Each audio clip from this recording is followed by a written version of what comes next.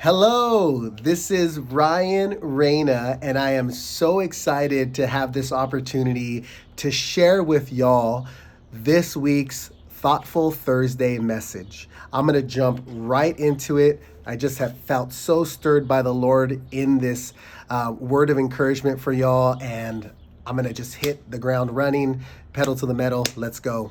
Here we go. Earlier this week, I was having a few different conversations with a few different people.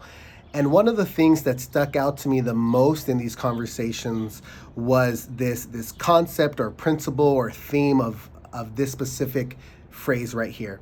The importance of hearing God's voice when life is loud or when life gets loud. I'll say that again. The importance of hearing God's voice when life is loud. There are so many loud noises or voices today that if you take a moment and step back and analyze, you will see that they are all competing for your attention and for your devotion.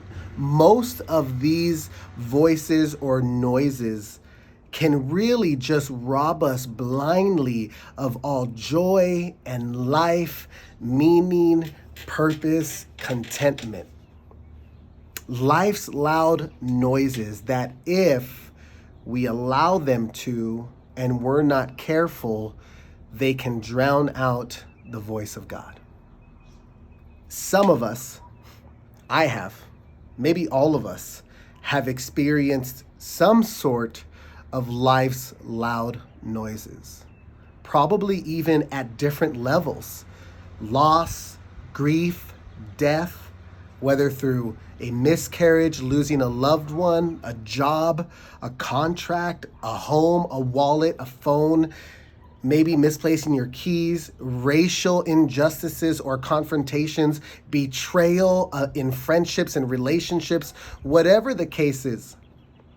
And in those moments, we are faced with a choice. We can either listen to, be influenced by those counterfeit voices of circumstance or culture, or we can turn down the volume and silence them and tune in and turn to our Creator. Personally, my family, my wife and I, have experienced many moments where life got loud. Whether it was loss, death, grief, we were moving from a different, Southern California to Northern California, Orange County to San Diego County, Northern California to Texas. And in all those things, there was just different contributing factors to every circumstance that made the surface level identifiers of the situation loud. And by surface level identifiers, I mean maybe the stress and the frustration of a move, or the brokenness of a loss and the confusion as to why, and the list goes on. But I will say this, that in those moments where the things of life got loud, there was a stillness inside of our souls, like an anchor in a storm, and it was and continues to be the peace of God, the voice of God. I remember in those moments crying out to God, worshiping Him, playing the piano, singing, praying on my knees, on my face. And it actually reminds me of Psalms 18, verse 6. In my distress, I called upon the Lord and I cried out to my God. He heard my voice from His temple, and my cry came before Him, even to His ears. You know what? In those moments, at my lowest, at my most vulnerable, when all of the circumstances and experiences that life was throwing at us were getting louder and louder and louder, you know what happened? I called out to God. And when I called out to God in those moments, you know what happened next? He heard me and he responded. I remember one time vividly hearing him respond when I was facing fear, death, jealousy, bitterness, anger. I remember I cried out to him and he spoke to me and he said, Ryan, I'm with you. You're not alone. I have a promise. I have a plan. Trust me. Here's what I've noticed. Sometimes the highest praises come from the lowliest of places. I'll say that again. Sometimes the highest praises come from the lowliest of places. Side note, I wish I could claim that phrase, but I can't. I didn't write that. Someone else did. I'm just taking it from them.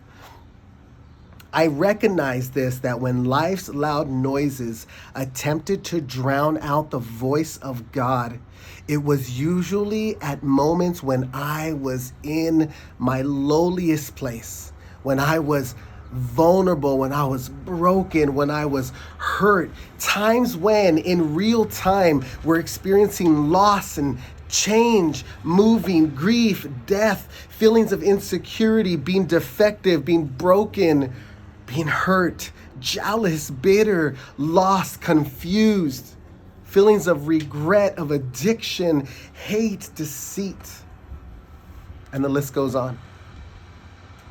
And every single time, I will tell you 1,000%, every single time, do you know what rescues me from that place? It's this. And it's not my brain or my intellect, my education or my knowledge that I'm pointing to.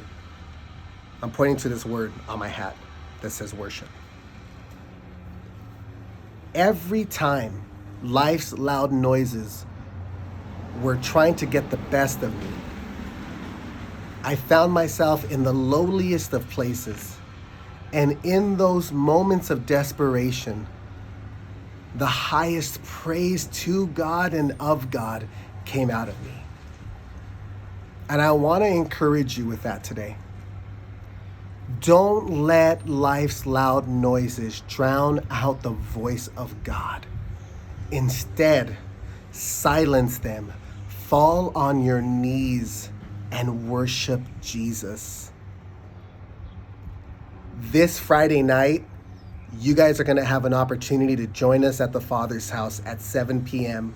for a night that's called Chasing the Fire, a night of worship and prayer where we get on our knees and worship Jesus. And I want to invite you to join us because I believe that with all of the noise of life that is in our experience and journey today, that we need a moment to silence those voices and to cry out to God, to turn to Him and hear His voice.